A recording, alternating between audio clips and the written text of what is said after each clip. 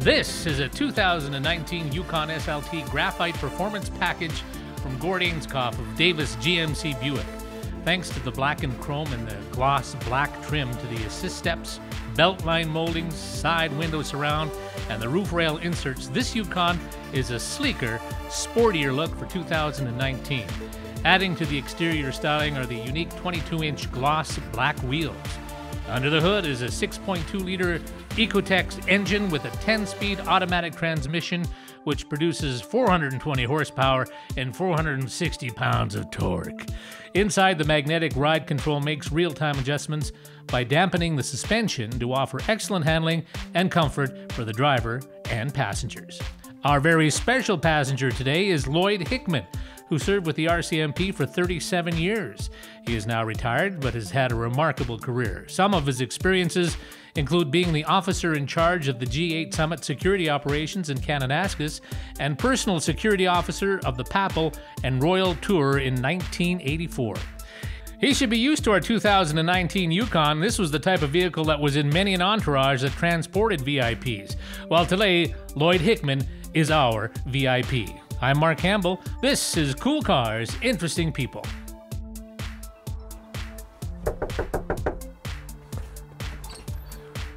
Big Papa Lloyd, we got ready to go. Okay, Big Papa Lloyd, and we're go. Let's go. How did I do? Great, great. Just in case you didn't know, that was your code name. Yeah. Hey, is this good enough for you? That's excellent, eh? This is the kind of thing that you're used to? Well, yeah, we used them as our tail vehicle in our motorcades and for our ERT teams in them, yep. So I'm quite familiar with it. 2019, yeah, brand new. I should be opening the door and putting no, you in the back. This is it. All right. All right, here we go.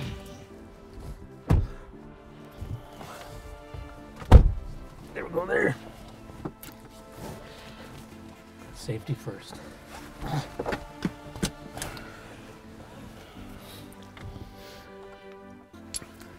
Cool. All right. So that these are the kind of vehicles that you would use in a lot of the details, eh? Yes, as our tail car normally. Now a tail car is what? In a motorcade, you would have we call them an S1, a L1, which would be your limo, and then an S2, S3, which would be your tail car. And if you were using in a high security visit, such as the President of the United States, the Pope, we would have an ERT team or a close support team following, and they would usually go in this one. And these were just coming in as I was leaving. Now they're pretty near in every motorcade. Right? And, yeah. Pretty nice, smooth little vehicle here. Well, and they're high and big doors, so you can get in and out quick. And yeah. Well, let's go back a little bit. Sure. Little Lloyd, born where? Birtle, Manitoba. The great Birtle, Manitoba. What's That's it right. famous for? Not very much. Some hockey players. Yeah. Ron Lowe from Foxwarren, and yeah. a few of those guys came from around there. But it's just a small little farming community that's, like most other towns in the prairies, kind of dying. You know, it was bigger when I grew up than it is now. But do you remember Manitoba as having really cold winters? yes, very much so. Do they still? I don't know whether they're as cold or not as much snow for sure, but yeah. you know, I recall in the mid-50s my aunts and uncles being snowed in for a month, couldn't only get out by horse. You know, I mean, God, I mean, it's unbelievable. Yeah. But then, so what got you? Did you always know you wanted to get into the RCMP? Yeah, pretty well. What inspired you? I don't really know, to be honest, but it was always something that was in my blood, I think, and I wanted to go. In fact, I didn't think I was going to get in because they weren't hiring, and so I actually was applied and had got accepted with Winnipeg City Police. And a gentleman who I used to teach his kids swimming by the name of John McDonald was a deputy minister of highways. Not John A. McDonald. Not John A. McDonald, no. Oh, you're not that old. Okay, I'm not that old. I'm close, but not that old. Okay. Anyways, he said, oh, you know, why don't you wait for the Mounties? I said, well, I need a job. That was in the summer of 65. I had worked with the Manitoba Red Cross and was teaching water safety around the province. And so he got me on a job with the Highways Department, and I stayed there till I went into training in February of '66. To the RCMP. Yeah, in Depot. Which would have been, and it still is, Regina, right? That's correct, yes. Why? How come they always go to Regina? Well, it's the only training academy that we have for recruits. At one time, we used to have Ottawa and Regina, and then when Ottawa shut down, we opened one for, I don't know how many years, 4 or 5 at Penhold, Alberta. Okay, right. But Regina has always been the main training facility. And, you know, compared to what it was when I was there, I mean, it's a world-class training facility now. Wow. You lived in a tent? No, I didn't live in a tent, but, you know, they have all the, you know, the driving courses and the shooting, you know, the videos, and I mean, it's just world-class. I don't. Is it a boot camp sort of situation? Yeah, it is. Like what we see in movies of boot camps? Or, yeah, it is a little bit. Not as much as it was, again, 30 years ago, but certainly it's based on a cavalry tradition. Yeah. The troops are still 32 members, which is a cavalry troop. They still do drill. We, of course, don't do any riding anymore in recruit field training, but so there's still some boot camp types of, I mean, there's a lot of physical fitness and self-defense and police tactics. Is there a height requirement in the RCMP now? Not anymore, no. There used to be, right? There used to be, yes. Yeah. At one time, I think it was 6 feet. When I joined, it was 5'8". Yeah, 5'8". And now, what about in your day? Were women allowed? No, not at all. No women. So things have progressed nicely. Really, they have. Yeah. So in a class of recruits, how many would be women that would be going? Would you say? I don't know now. Yeah. They used to do all women troops. Now they're co-ed troops, I think. Yeah. But, you know, there'll be, at any given time, there'll be 10 troops in there. And so I think the makeup will be different in every troop. I don't think there's any quota. It's just who comes off the list, I think. But again, you know, I've been retired 15 years, so I'm a little out of touch. Yeah, that's right. But... so was that 2 years at the time? No, 6 months. 6 months. And then out for 6 months, and you were a third-class constable in those days, which really meant, depending on where you went, you kind of got all the routine jobs. But if you happened to go to a small 2-man detachment, you were the only guy working, you know. I mean, it's not like it is now where they come out of training and then they get a training officer and there's a whole program. Yeah. When I came out of training, after recruit training, you were expected to go to work. Well, and what about physical fitness? Like, was it have a cigarette and a coffee and you're good to go? Or when I was there, even before I joined it, there was always a big emphasis on physical fitness and police defense holds and those sorts of things. Lots of running and weightlifting. Well, there was, Yeah. I don't think the running was as much when I went in as it is now. The cardio that they're, you know, again, they're, you know, they've got the researchers and they look at all of that. Yeah. And were you in good shape in the day? Oh, yeah, I was in good shape. I was pretty good shape when I was on the detail. I mean, we were doing martial arts once a month. We were running. In those days, it was a Cooperall test. Do you remember the Cooperall? Yeah. I used to have to run, I don't know, 2 miles under so many minutes. And oh, jeez. Yeah. And, you know, I never was a runner. I mean, some guys, they live to run. I mean, not only did I hate every step of it, not every kilometer, I hated every step. I'm a big walker. I walk 10,000 plus steps every day and have done for 15 years. But, oh, that's good. Yeah, that's good. Or biking combination, but I never was a runner. So 6 months, yeah, and they throw you into the fire pretty much. They did in my day. Yeah. Now they don't, but certainly in my day they did. So what was your first job out of Yorkton City Detachment. In Saskatchewan? Yes. Yorkton. And I did 3 months there, and then I went to a 4-man unit in Wadena, Saskatchewan. And it was a great experience. Policing in Saskatchewan, and I don't know what it's like now but it was very good. The communities treated you really well. You were part of it. Yeah. It was a great experience. We lived in barracks. Oh, yeah. Really? Yeah, absolutely. I lived in barracks in Yorkton and Wadena and in Kamsack, Saskatchewan, and in Ituna. So I lived in barracks for the first 3 years of my service. How did you meet a woman? Well, you know, Mounties and nurses, you always seem to get together, you know.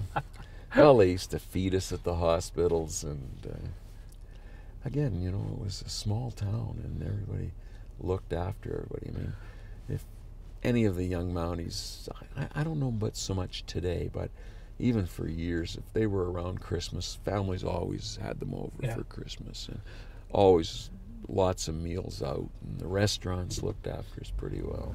Why do RCMP move around so much? At least that's well, I the don't think impression they I got. do now because of the cost. Okay. I mean, you know, I retired, as say, 15 years ago, and I think the cost somewhere was around $50,000 every move. Oh my gosh. Well, because you got to pay real estate, you got to pay this, you got to pay that. So now people don't move around as much, and there was a theory back then that you wouldn't want to get too comfortable in a community. You could not go back to your home province, for example. No, not in my time. And so they moved you around a lot. But you know, my first 2 transfers, I didn't own a car when I went in. Very few of our guys did. I mean, everything I owned was in a big trunk, an RCMP trunk.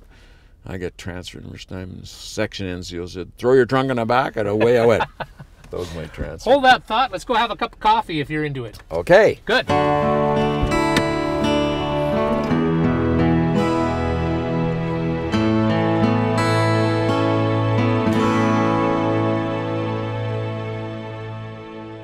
Well, Lloyd, thank you very much. Cheers. Cheers. Thanks for coming. Where did we last leave off? You were moving somewhere. You've been all over Saskatchewan. Yeah, and then I spent a bunch of time in Saskatchewan and became very involved with the emergency measures in Saskatchewan. Okay.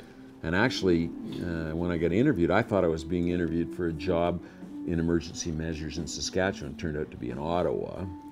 And so I ended up going to Ottawa for a while, and that was when they formed the Protective Policing Directorate in 1974.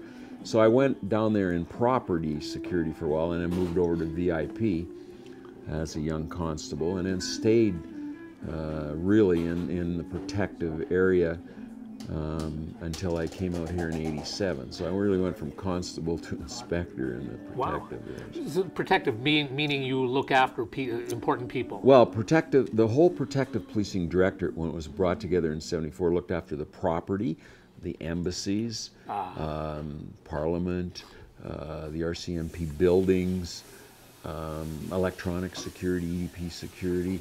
So they, up until '74, they were all spread out all over the force, and in '74 they brought them all together: airport policing, VIP security. So I went down there in '74. So it was a great move for me, and I had a great career there.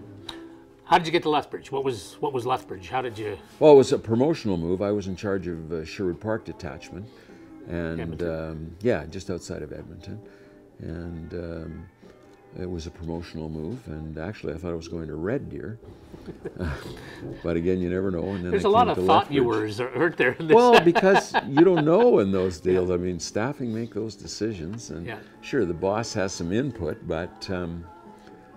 So do they pretty much say, you know, here's what you're going to apply for and you're going to get, and that's where you're going? Is that kind of the way it is? Less now. Yeah. People have more say, but still for promotional moves, they can be pretty restrictive.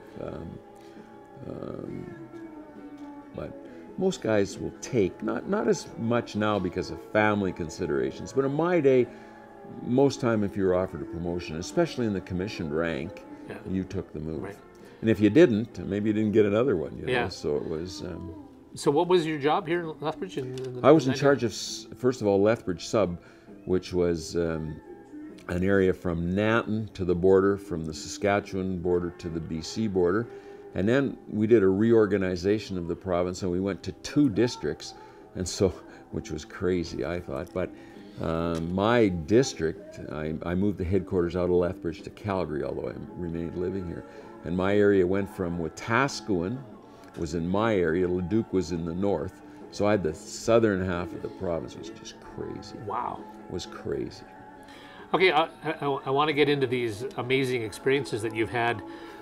You protected presidents, you protected the Pope, you were in Olympics. What was your first big gig for, protecting the important people? Well, it depends on where you are in your career. I mean, when I first went into protection, I was a desk guy. You know, I worked the file, I did the coordination. Most dangerous job. Well, the most dangerous from getting into trouble, because if you miss something, you hear about it. You know, I tell you a little story. You won't put this, but I was on the Prime Minister's desk, and Mrs. Trudeau and the kids were going to Disneyland, and of course we sent an officer with them, and I had done the arrangements for and they're on the plane to Disneyland, and I thought, I've never booked a room for our guy, for our inspector. So thank God, we knew we had good relations with the security in Disney. So I got on the phone and said, bail me out of this. So anyways, or I might have been back doing something else. But so the first, the big event was the papal visit in '84. It's John Paul. John Paul II. Yeah. And of course, if you go back in history, you know, there was a number of assassination attempts on him. We didn't know, the Western intelligence agencies didn't know where the threats were coming from. Lech Walesa was in Poland at the time. He was a Pole, so you didn't know whether it was state-sponsored or just where it was. And there was a lot of misinformation coming out that one of the smaller states' security services were involved. So we didn't really know. And in 1984, that was the largest security operation we'd ever mounted. Our cost in $84 was $1 million a day. $1 million a day. This is a cross-Canada tour, wasn't it? Cross-Canada tour. But a lot of that expenses is we had to buy new armored limousines, new armored Pope mobiles, and the logistics of that was horrendous, because in a couple of times, he was in 3 provinces in one day. And so no problem getting him there, but you got to have a bodyguard team where he leaves from and where he arrives from, and you got to have an armored limousine or an armored Pope mobile where he was and where. So I think we used 4 or 5 Hercs to shuttle all these guys around. So the logistics of that visit was very new to us in the Mounted Police. And the other side of the coin, we had never worked in crowds. So we spent a lot of time in '84 in training of the centralized teams in working in crowds. Brought in some people who were expert in crowd psychology, because you know, we were projecting upwards of 1 million people at Toronto, and we'd never worked in that kind of a milieu before. Was there any serious threats that you felt? I mean, was there some concrete evidence that someone was going to try something? No. Yeah. If you have concrete evidence that somebody's going to try something, it's easier to deal with, you know. Yeah, it's what you don't know. And of course, again, we didn't know where those threats were coming from, you know. And the Pope was, he's a people guy. You know? Yeah, so he wants, what's it like for you guys? Drive me nuts. Yes, I was going to ask you, well, if you're a people guy and you're a security guy, and the Pope wants to go and shake the hand of whoever, you're saying, do not go shake anyone's hand. I'm going to tell you a story. I hope you don't run this one. We're running it all, man. There's no stopping. No, you wouldn't do that on me, would you? Yeah. Well, anything you're saying is on the record, sir. Okay. Well, in Quebec City, the first day, he was all over, and he was driving our guys nuts. And so I had the bodyguard teams. I was in charge of the bodyguard teams and the motorcycle group. You know, we had these big arms. So I told the motorcycle guys, next stop, I think it was St. Anne de Beaupré the next day, you bring those motorcycles tail to thing and we'll box them in, you see. Well, this old guy in his robe, he put one hand on a motorbike and he jumped over the thing, and now he was in the crowd and we were all on this side, you know. We're scrambling over these motorbikes. And he said to me after that, Hickman, don't do that again. And I didn't. So, but he was a wonderful man. Do you get opportunities to actually have a conversation? Oh, sure, every day. Oh, you did? Okay. Oh, sure. I mean, I was with him every waking hour that he was in Canada. Wow. Now, he wanted to meet the details wives, so my wife got to meet him. And so, yeah, I got to talk with him lots. Do you get a not on a casual...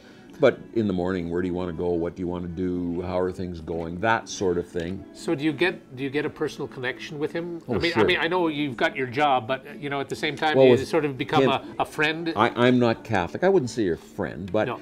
I'm not Catholic. But there was something special about this guy. I saw it time and time again, and his English wasn't very good. No. He could read English very well, but in a spontaneous conversation. In fact, some of the times I spoke French, and that must have been brutal for him because my French wasn't very good, but might have been better than his English in some of the things. But he was just a phenomenal guy. So that was the biggest event. My first one, I was a new inspector, baby inspector. And we went all over Canada. We didn't go to PEI, Newfoundland, Saskatchewan. We went to every other province. Wow. And what kind of pressure did you feel doing this every day? Oh, tremendous amount of pressure. And not necessarily from the threat level. You're always on edge. Yeah. Walkabouts are, and with him you're tense.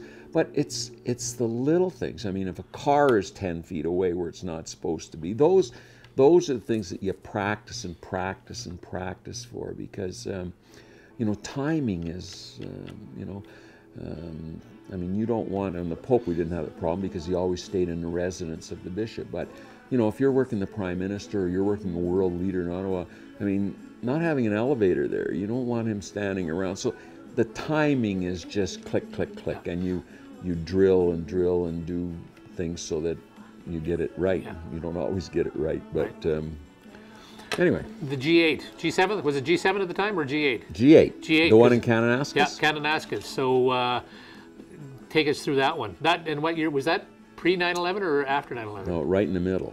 It was right in the middle of the planning. Initially what happened, that was supposed to go to Ottawa. But the G8 before that was in Genoa, Italy, and they trashed the city, and policemen were killed. And oh, jeez. So Ottawa said, we don't want this in Ottawa. And actually, I had actually served notice that I was retiring. I was going to take a position at the college here in restorative justice. And because I'd worked a couple of them before, the G7s in those days, I took Prime Minister Mulroney into Japan and China. And so they asked me if I would consider doing that. And I was a bit ambivalent because I'd signed this contract at the college, but and Donna Allen was the president. She was away, but the vice president was Jean Velgartson. And I told her what they wanted, and she looked at me and said, "What contract?" Oh, really? And so she let me out of it. Otherwise, because I told the Mounties that if there was any reluctance, I'd sign that contract in good faith. Right. And that would be fine. And at that time, I thought this will be just another small little meeting. And right in the middle, we started planning in about June, right in the middle, September, we had 9/11. And our world changed. If you go back to those times, if President Bush was in public, Cheney was in the bunkers. If Cheney was out, Bush was in the bunker. So the Americans were jumpy, everybody else was jumpy, and we didn't know where the threat was coming. That was the first time we'd ever seen a passenger liner used as a weapon. So it added a lot of complex things to our planning and budget. Yeah, we'll get to that. But just going back, when you saw the events of 9/11 as someone who protects people, what was going through your mind? I can tell you, we were in a planning meeting at Kananaskis, our group. And one of our intel guys came in and said, "Look, there's been a terrorist attack in New York." And we switched on the television just before the second plane hit. And I remember telling the group, "Boys, our world just changed." Yeah. And it did. Our budget went way up. It was just, well, we didn't know where the next threat was coming. It was a scary time. Was there any thoughts that we can't have this conference now? Well, there was actually. There was some talk about that, and I think it was President Bush who said, "Look, if we can't have a meeting in our country, they win." Now, I don't have firsthand knowledge that was said, but that was the rumor that went around. And then after that, the government just said, "We're going ahead." Right. But what was your budget, by the way? I think our overall budget at that time was and that's again in $2,002. I think the RCMP budget that I was responsible for was 120 some million for the 2-day meeting. Now that's a bit of a misnomer, because 20 some million of that is equipment and radios that we purchased that we would put back out into the field after. A large part of it was rental of aircraft to bring people from all over Canada. We brought almost 3,000 people in. Wow. We had to build a village in Kananaskis, so a trailer village. So the logistics, because it was out in the middle of nowhere, cost us an awful lot of money. Was there an exit area for, and if there was big serious issues for, the presidents of the world, like there are always there are always exit you know where they are and where you contingencies. should, And I can share a couple of them things, because we didn't know what type of an attack. We had the positive pressure armored vehicles there. What's that? It's an army vehicle that it's safe from biological warfare because it's positive. We had them all there ready to move the people out if we couldn't get in with air, and we had helicopters. We helicoptered everybody in from Calgary. Does being in the mountains, is that a good thing, or is that more of a pain in the ass? Well, it's a good thing for a couple of reasons. It's a very good thing from the public order, the demonstrations, because there was 1 or 2 roads in. We shut those roads down, and then we put the fences around there. But demonstrators to get there would have had to walk through 2 miles of bush, and they're not going to do that. So from that perspective, it was very good. But from the threat, the terrorist threat, it's not good, because it's a beacon sitting out there so you can see it. And also the side with the new rifles, and I don't know what they are now, but in my day, back then, we had to defend against the Barrett sniper rifle, and they were reaching out and touching people at 2.3 or 2.1 kilometers. So our circle had to be that far out. We had to ensure that nobody could get in there.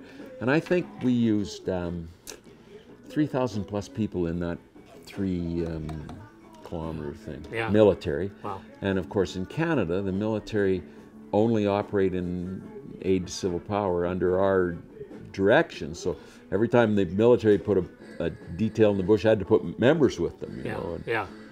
Because if there had to be arrest, they would assist us, but they would not. They're not trained to do that aspect anyways. Were all of was like Bush and the Prime Minister and everyone else, were they in the same hotel in Canada? Well, there's only 2 hotels there. Right, so they were all in the same spot? Right. So is that a problem? Horrible threat. Of course it is.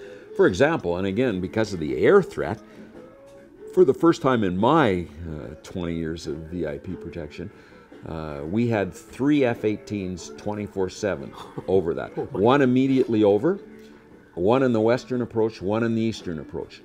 We also had an AWACS, a NATO AWACS out of Fairchild, 24/7, and we had tankers from keeping those things flying 24/7.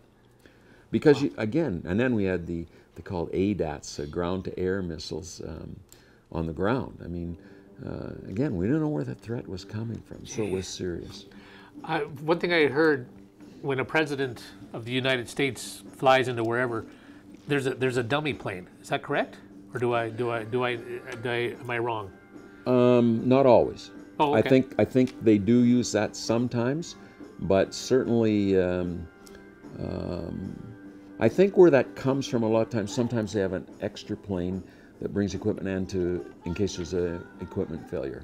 Right. But no, in my times, and I worked a number of presidents, they never used a dummy plane. Oh, okay. But you close everything down. There's nothing. They come under fighter escort, and is that the case for the Italian Prime Minister, the Japanese Prime Minister? It's only the Americans. Yes. But that's, in all fairness, is that under contract? But in all fairness, the threat level to anybody else is not like it is to the U.S. Probably president. Nobody in Canada could name who the Italian Prime Minister was. No, I remember when Prime Minister Trudeau Sr. used to go skiing in the States, and of course, the United States Secret Service. The only reason they knew he was on the hill is because all the Secret Service around him. You know, I mean, so yeah. That. Now you also did some work with the Olympics over the years. Well, I mean, and I think of, I mean, there was some. Well, I guess this wouldn't you wouldn't have been affected with the Munich Olympics, which there was a terrorist attack. Well, no, I wasn't. But of course, we studied that because that was the first time the Olympics had come under threat. So the next Olympics that we had was Summer Olympics in '76 in Montreal. Yeah. And so, of course, we liaised. And at that time, I was a junior, maybe I think I was a corporal. And so I was on the desk, again, coordinating. The tough job. Yeah, well. So, you know, I was in Montreal quite often, liaising with Montreal City Police and our guys there, liaising sometimes with foreign security officers, but lots with the Germans because that didn't go well from a protective. Yeah. They had, so we, you know, you always learn from mistakes. So I worked on that one, and then the Lake Placid Olympics, and to show you how much it grows. I mean, Lake Placid, it's not much bigger. It's bigger than Fort McLeod, but it's a small little city, and it was just it was almost like a nothing thing compared to that. I mean, I was down there a couple of times meeting with the New York State Police and Secret Service a little bit. But again, I was low on the totem pole, and my boss would be doing it. I'd be kind of like the file guy, you know. And then, of course, in Calgary, I was an inspector, and I was in charge of Mulroney's detail and Mulroney's family detail for that one. And then the Salt Lake City one was the first major event after 9/11. And of course, because we were following, we wanted to go down and see, especially in the air defense, how they were looking at it and what their command and control was and that sort of stuff, because, you know, it's you don't have much time with these things, and up until that time, the command to shoot or not shoot was a complicated thing that went up through the Minister of Defense. Well, that couldn't happen. I mean, Calgary is, you have a few minutes, so we had to really look at that structure of the shoot, no shoot sort of thing. So that was a huge amount of planning. I must have had about, I think our planning group was close to 200 people. Wow. But it was horrible. What do you think? I can't imagine you would know, but when there is a failure, like when I think of the Munich Olympics, when the security ultimately failed to protect. There's lots of failures. I mean, what is the psychology for the person who was responsible for that failure? How do you get over that? I don't know how. I can't even imagine if any one person was responsible. I mean, if there's a good side of that, they're studied to death, those things, you know. I've looked at the Reagan assassination things hundreds of times because we modified our training, and so did every other protective agency in the world, because if you remember, the Reagan assassination came out of the press pool area. And so, you know, we just pooled the press, and this guy got in there, you know. So, I mean, those kinds of things you learn very quickly.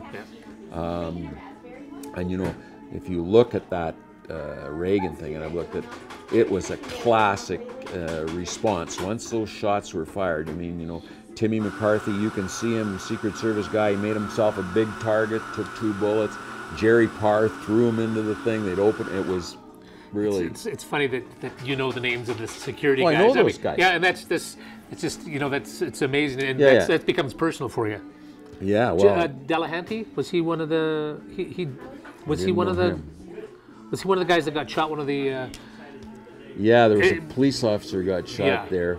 The only guy I really got was Jerry Parr, was a team leader, and I think I met McCarthy on one visit, but I didn't know him well. But of course, you recognized him and you knew him from that. So, you know, and Jerry Parr I worked a couple of visits with. So again, you know, you're not best buds with them, but you know who they are. And correct me if I'm wrong. Reagan was the last assassination attempt of a president. Am I? Is there anybody? I think that's true. Yeah. Is that? Do you think that's a tribute to what's been learned and what? Yeah. I think the United States Secret Service is the best protective agency in the world. Yeah. They've got, I wouldn't say unlimited resources. I think they're really pushed, especially in election time when there's they have to expand and cover all the candidates, and I think that really stretches their resources. But you know, I don't know anybody in the Secret Service now. You know, being out 15 years, I still know some ex-guys, and I talk to, but. Well, what's your thoughts? I mean, when you've got a president like Trump, who's got, you know, who he creates a little bit of controversy. He says some outrageous things, and you know, to be totally honest, when I heard all of the stuff that he said over the years, I'm saying, this guy's going to get at least shot at. A lot of people think that. Yeah. But again, the Secret Service, I think they'll be really concerned in the election again. That's when they're the most vulnerable. Being out in crowds again. Out in crowds and in large venues, and those things are a nightmare for the protective agency. Once he's the president, they control him. Yeah. He's in a controlled environment 99% of the time, and pretty difficult to get done. But in the election time, it's again really more stress. Oh. How big of a contingency would there be for a president like a Trump or? Well, it depends where he's going. You know, if he's going to an event at Madison Square Gardens, it'd be in the hundreds, maybe the thousands of people. Because so the amount of money that they're spending. Oh, it's amazing. Because they freeze all the zones. I mean, when he leaves wherever he's staying in Trump Tower or whatever, every road is shut down. Nobody goes on it. Nobody walks through. They block off the zones. Yeah, it's. I remember getting caught in one of those zones. I was with Prime Minister Mulroney, and we were at an event at the UN Plaza Hotel, and he wanted to walk to the UN, and I'm pushing him for time, and I turned to our Secret Service guy and said, "We got time to walk?" Yep, well, we didn't make her, and so they shut the zone. We stood there for 10 minutes. Jeez. I can tell you I was not a popular guy, and anyway. I mean, there must be times where the fill in the blank, the president, the prime minister, whoever, just says, for the love of God, let me be alone for a minute and a half. And I guess it's their job to say no.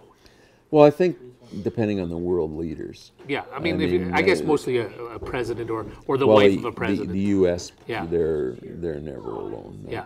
I think other leaders are alone a lot more. But U.S. president, the threat is so high. Yeah, I don't. You can see why a guy like Obama had his hair went gray over. Absolutely, absolutely. It's just. And I mean, there was huge threats because he was the first African American to be president, and you didn't know where that was going, and yeah. So what? If you were to think back of all of the people that you've met and talked with and protected, is there anyone that stands out saying, man, that was just a class guy, a class woman, wonderful person to be around, or anyone that sort of... They all are. Yeah? I mean... They're all your children. I mean, the Holy Father was something special. I think I told you before. He was very good to the protective details. Yeah. The Prime Minister Trudeau Sr., well, not liked in the West and not liked, always treated his protective details very well, as did Prime Minister Clark when he was in. In fact, I'm still friends with a couple of the PMO from the Clark days. Yeah. But yeah, and you know, I think for us, I mean, we try and our goal is to try and blend in. Like, if they can do what they want to do without looking and saying there's a cop over there, we've done our job better. But you know, somebody asked me what the Prime Minister, well, he would call me Hickman, I would call him Sir. You know. Yeah. So. That's so. If you kind of sum up your career, what would be your paragraph? Well, I had a great career. I did a variety of things. I had a tremendous. Very few mounted policemen get to work in every province in Canada, plus a bunch of foreign countries. I was able to do that. Got to fly in an F-18. Oh, did you? Was, wow. You know, I would have never got that if I wasn't mounted police. Spent many hours in most of the military planes, from the Kiowa helicopters. You know, so, and then I really enjoyed general detachment. You know, policing. You know, when I came off the detail, you know, I left detachment policing when I was a constable, came back as an inspector in charge of northeastern part of Alberta at St. Paul, and then went to Sherwood Park in charge of the city detachment there, and then came down here, and then looked after the southern part of the province. So I'd Red Deer City, and so I enjoyed all of that. You get to meet an awful lot of good people, and I was always active in the communities that I worked in, so it was, all in all, I just had a great career. Great. Let me ask you this question. It's just kind of off the topic a little bit, but it's I always find it intriguing. Can you think of a song that was playing at a time that was influential in your life? No. When you think of that song, it brings you right back to a time of your life. No. No. Nothing in the 70s, nothing in the 80s, a tune that just says, wow, I remember that. No. Okay, I guess that's the answer then. Okay, final thoughts. What's your advice to young kids who say, watch this and say, man, I want to do what Lloyd did? I think law enforcement is a great career, and it's still a great career today. And whether you go into our force, which moves you around quite a lot, different provinces, or whether you go with Lethbridge City, we're so fortunate in this community. They're an outstanding police department. And Calgary, you know, I worked with Calgary during the G8. We're very fortunate in Alberta to have really good police departments. And so there's great careers for young people who want to go into law enforcement. I personally think it's a great career. But there's some downsides. I mean, you're working on Christmas or on New Year's, and you're going into some tough situations. It's tough on families. It's really tough on RCMP families because you just get established, your wife is in a career, and then you're gone. Yeah. Kids are in school, you yank them out, they're gone. You've been married a long time? 50 years this year. Wow. Has she been canonized as a saint yet? She's put up with a lot. Yeah, I mean, imagine. Lots of, yeah, it's... Boy, and you need that support too, don't you? Oh, you absolutely need the support. Yeah. And a lot of our units, they have high divorce rates. You know? Yeah, I would imagine. And again, I think that's one of the reasons the Mounties keep people longer in places. It's the cost of living. And they want you to be involved in the community now. When I first started, they didn't want you involved in the communities. Yeah. In fact, I remember getting investigated for being involved in the community. We started an ambulance in the community. There was a complaint, and I had to go through an investigation. Oh, really? I was doing it on my own time, but wasn't the thing you did in those days. Well, why don't we get you in a dunk tank then, if you want to be part of the community? I've been in a dunk tank in this community. I've been in one. We'll get you one outside here in the cold winter. That'd be great. Lloyd Hickman, that's been really interesting. Thank you so much for being our guest. Thank you. Thank you. All right. Good. Cheers. Cheers. All right.